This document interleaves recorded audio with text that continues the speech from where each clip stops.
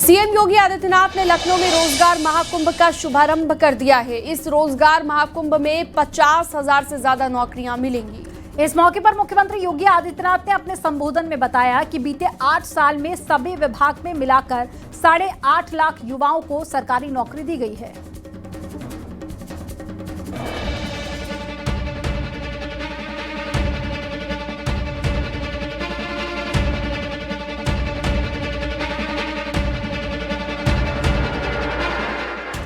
CM योगी ने लखनऊ में रोजगार महाकुंभ का शुभारंभ किया।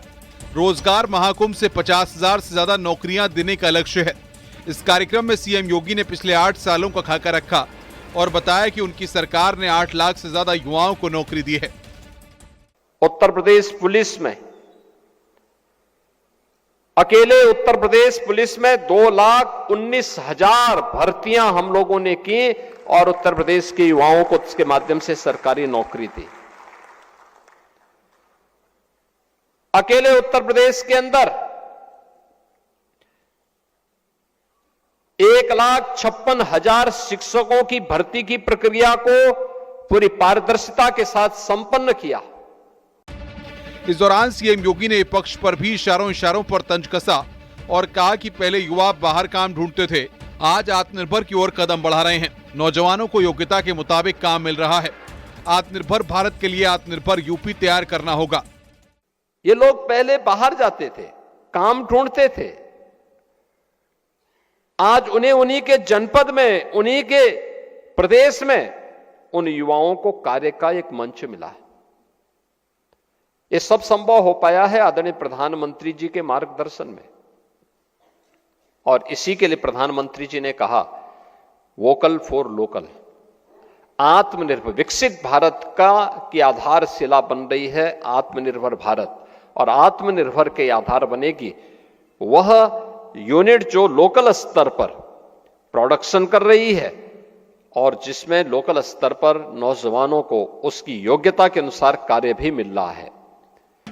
महाकुंभ में देश की बहुचर्चित कंपनियों में करीब 50,000 युवाओं को रोजगार देने का लक्ष्य है। 8वीं पास से परास्नातक और डिप्लोमा इंजीनियरिंग तक की शैक्षिक योग्यता रखने वाले युवा इस अवसर का लाभ ले सकते हैं। देश विदेश की 100 से अधिक नामी कंपनियों के प्रतिनिधि इसमें हिस्सा ले रहे हैं। रोजगार महाकुंभ में 3 मंचों के माध्यम से युवाओं को उनकी योग्यता अनुसार शहर और प्रदेश के साथ ही विदेशों में भी रोजगार के अवसर मिलेंगे। 3 दिवसीय रोजगार मेले का आयोजन इंदिरा गांधी प्रतिष्ठान में हो रहा है। श्रम और सेवायोजन विभाग रोजगार महाकुंभ का आयोजन कर रहा है। Bureau report, news 18, UP Uttarakhand.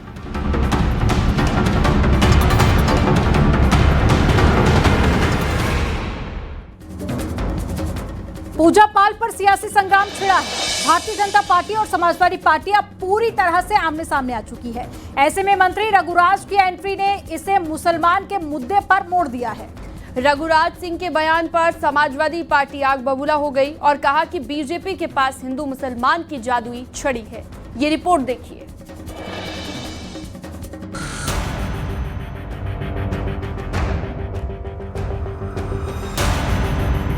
Puja पाल को लेकर यूपी की सियासत में हर दिन नए नए रंग दिख रहे हैं। 2027 भले ही अभी दूर है, लेकिन सियासी संग्राम हर मुद्दे पर छिड़ा है। पहले पूजा पाल के अखिलेश को चिट्ठी का दाव और अब यूपी सरकार के मंत्री का पूजा को लेकर मुस्लिम पैतरा। सपा को रास नहीं आ रहा है। पूजा पाल मामले पर यूपी सरकार के मंत्री ठाकुर रघुराज सिंह ने अखिलेश यादव पर बड़ा हमला बोला है। उन्होंने कहा कि अखिलेश ने मुसलमानों की वजह से पूजा पाल का साथ नहीं दिया। साथ ही कहा अखिलेश का पीडीए मुस्लिम के आगे छूट जाता है। केवल उनको मुसलमान वोट चाहिए, मुसलमान वोट के आधारित वो राजनीति करते हैं। उनके साथ देखिए आदरणीय उनकी पत्नी को भी कह दिया एक मौलवी ने, जबकि मैंने जवाब दिया, उनके किसी प्रवक्ता ने भी जवाब नहीं दिया, डर की वजह से कि वोट न कट जाए, और जरा भी उन्होंने कोई जवाब नहीं दिया। कितनी बड़ी बात है, ये विडंबना है इस देश के। मैं आदरणीय अखिलेश जी से निवेदन करूंगा, ये हिंदू मुसलमान इतना मत करो। वो हिंदू मुसलमान करते करते कहीं आप उसी विचारधारा में न बह जाएं। उधर रघुराज सिंह के बयान पर समाजवादी पार्टी ने पलटवार किया है। समाजवादी पार्टी का कहना है कि बीजेपी के पास हिंदू मुस्लिम वाली जादुई छड़ी है। इसी छड़ी के जरिए वे पूजा पाल की गद्दारी का मामला भी गायब करना चाहती है। भाजपा के पास एक मैजिक स्टिक है, जादुई छड़ी, जैसे जादूगरों के पास होती है, और उस जादुई छड़ी का नाम है हिंदू मुस्लिम जादुई छड़ी। वो इस जादुई छड़ी से अपने सारे कुकृत्यों को गायब कर देती है।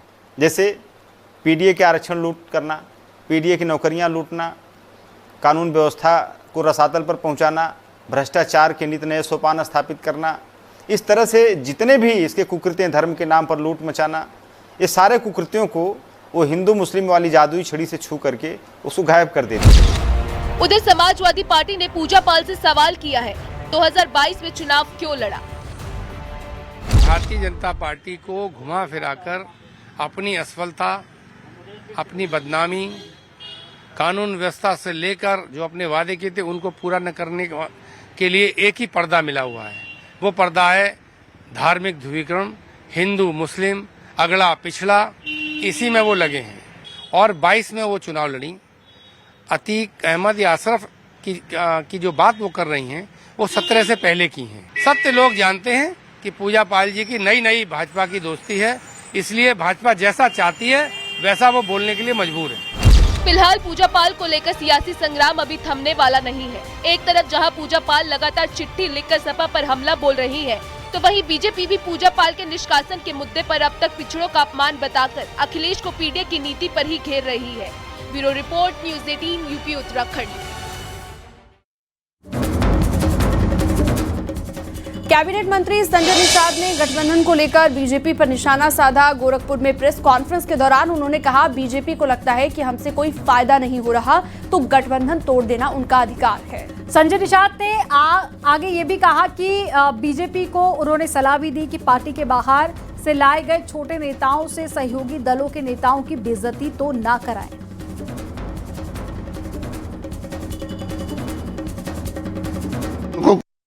तो इसीलिए कहा था, मैं भाजपा पूछना चाहता हूं कि ये हमारे सहयोगी दल है ना, सुभाषपा है, हमारे सहयोगी दल, हमारे अपना दल हैं, हमारे आरएलडी के हैं, हम उन पर भरोसा होना चाहिए भाजपा को। अगर उन पर भरोसा नहीं है तो उनको कुछ करे फैसले कि जो कुछ चल रहा है, अगर भाजपा को लगता है कि हम लोगों से फायदा नहीं मिल रहा है तो गठबंधन तोड़ दे। क्यों छोट भैया नेता से अपशब्द करवा रहे हैं? चाहे राजभर के भी यहाँ नेता अब शब्द उल्टा पुल्टा बोलते रहते हैं। अभी आरएलडी के एक नेता हैं बेचारे, वो हम लोग नहीं, वो जाटों का वोट दिलवाया आरएलडी ने।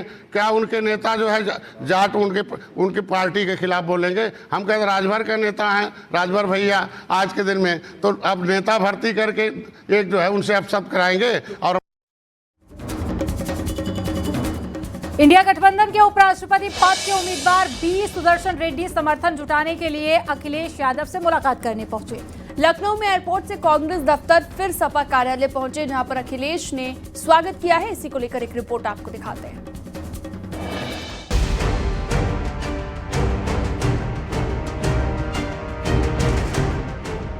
उपराष्ट्रपति चुनाव के लिए समर्थन जुटाने की रणनीति अब यूपी तक पहुंच चुकी है। विपक्ष के उपराष्ट्रपति उम्मीदवार बी सुदर्शन रेड्डी लखनऊ पहुंचकर अखिलेश यादव से मुलाकात करने पहुंचे और उपराष्ट्रपति चुनाव में समर्थन मांगा। इस दौरान गृह मंत्री अमित शाह के नक्सलवाद समर्थन के आरोपों पर भी अपनी प्रतिक्रिया दी। इस पर मैं समझता हूँ 4 दिन से मुसलसल कंटिन्यूअसली मैं बात कर रहा हूँ। अभी कुछ और आपके सामने रखने का कोई बात और नहीं है। There is nothing new. वहीं अखिलेश यादव ने उपराष्ट्रपति चुनाव को लेकर जीत का दावा किया और बीजेपी पर पलटवार किया। विचारधारा को लेकर के लगातार इंडिया गठबंधन हम सबके प्रत्याशी इस न्याय की लड़ाई में इनसे बेहतर विकल्प और क्या हो सकता है। हमें उम्मीद है जो न्याय के पक्षधर हैं वो अपनी अंतर आत्मा की आवाज पर हमारे कैंडिडेट के पक्ष में वोट डालेंगे।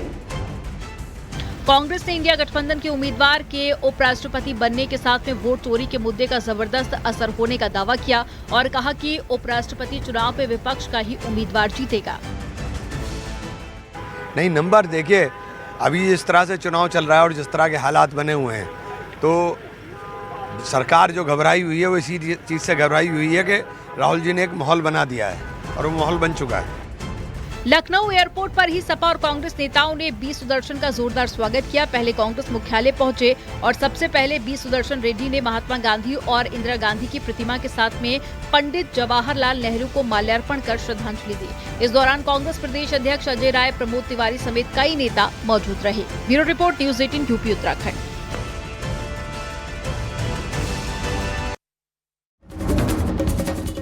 इस बैठक के बाद में समाजवादी पार्टी के सांसद जब बाहर निकले तो एकजुटता का संदेश दिखाया। समाजवादी पार्टी के सांसद अवधेश प्रसाद, इकरा हसन और जियाउर रहमान वर्क ने कहा कि हम सब एक साथ हैं। वहीं कांग्रेस यहां पर दावा कर रही है कि सीटों का गणित उसके लिए भले ही कम हो, लेकिन वो जीत हासिल करेंगे। तो दूसरी तरफ कांग्रेस और समाजवादी पार्टी के दावे पर यूपी के डिप्टी सीएम ब्रजेश पाठक ने पलटवार किया है।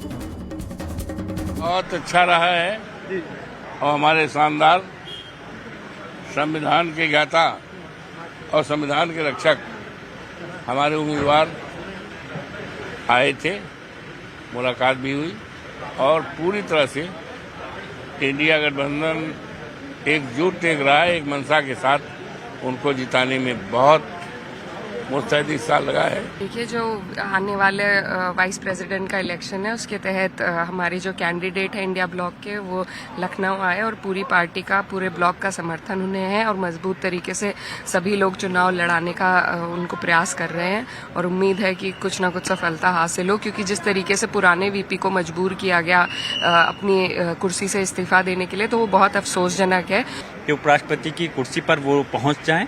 और क्योंकि जो हमारे प्रत्याशी हैं विपक्ष के, वो नॉन पॉलिटिकल भी हैं, वो जस्टिस हैं, हाई कोर्ट, सुप्रीम कोर्ट में अपनी खिदमत को अंजाम दिया है, सेवा को अंजाम दिया है और अच्छे जजमेंट दिए हैं। तो हमें उम्मीद है कि अगर ऐसे व्यक्ति उस कुर्सी पे पहुंचेंगे जो उसके हकदार हैं, तो इससे न हमारा संवैधानिक जो तौर पे हमारा देश है वो मजबूत होगा, बल्कि आम जनता को भी उसका लाभ मिलेगा। नंबर है, जब चुनाव के नतीजे आएंगे इसके काउंटिंग के बाद, तब देखिएगा कि कहाँ से नंबर आया। हम जहाँ हमारे पास है उसके अलावा जो प्रत्याशी हमारे हैं उनके व्यक्तिगत जो प्रतिभा है उसको देखकर किन किन प्रदेशों और प्रदेशों का से जो वोट मिल रहे हैं वो अभी नहीं बताएंगे और वो नतीजे जब आएंगे तब अपने आप पता लग जाएगा। इंडी गठबंधन के लोग, कांग्रेस पार्टी के लोग अभी देश से माफी मांगे कि जिस ढंग से संविधान की धज्जियां उड़ाते हुए देश में आपातकाल थोपा गया था, पूरे देश को कैद खाने में तब्दील करके रख दिया गया था, आज वही लोग समाजवादी पार्टी और कांग्रेस के लोग प्रदेश में गलबहियां करते हुए घूम रहे हैं। समाजवादी पार्टी के लोगों, आप भी आत्ममंथन करें और देखें, जब जब समाजवादी पार्टी प्रदेश में सत्ता में रही है, हत्या, डकैती, लूट, बलात्कार, बहू बेटी की इज्जत आबरू खतरे में, प्लाट मकान दुकान कब्जा करना, व्यापारियों से चौथ वसूली, आपका गुंडई अराजकता के सिवाय, उन लोगों को प्रमोट करने के सिवाय आपका कोई भी काम नहीं बचा है प्रदेश में, जब जब आपकी सत्ता रही है। दिल्ली में आरएसएस का शताब्दी दिवस समारोह का आयोजन हुआ, जिसमें आरएसएस प्रमुख मोहन भागवत कार्यक्रम में शिरकत उन्होंने की। इस कार्यक्रम को विज्ञान भवन में आयोजित किया गया। मोहन भागवत इस दौरान राष्ट्रीय मंत्र का संदेश देते हुए नजर आए। मोहन भागवत ने यह भी कहा कि हिंदू राष्ट्र शब्द का सत्ता से मतलब नहीं है। हिंदू राष्ट्र के प्रखर होते विद्यमान रहते जो शासन रहा है वो पंथ संप्रदाय के विचार करने वाला शासन नहीं है। हिंदू राष्ट्र की बात करते हैं तो सवाल खड़े हो जाते हैं। नेशन के साथ में स्टेट जुड़ता है, राष्ट्र के साथ में स्टेट जरूरी नहीं। हमारा राष्ट्र है, पहले से है। भारत माता की जय, जयकार होनी चाहिए।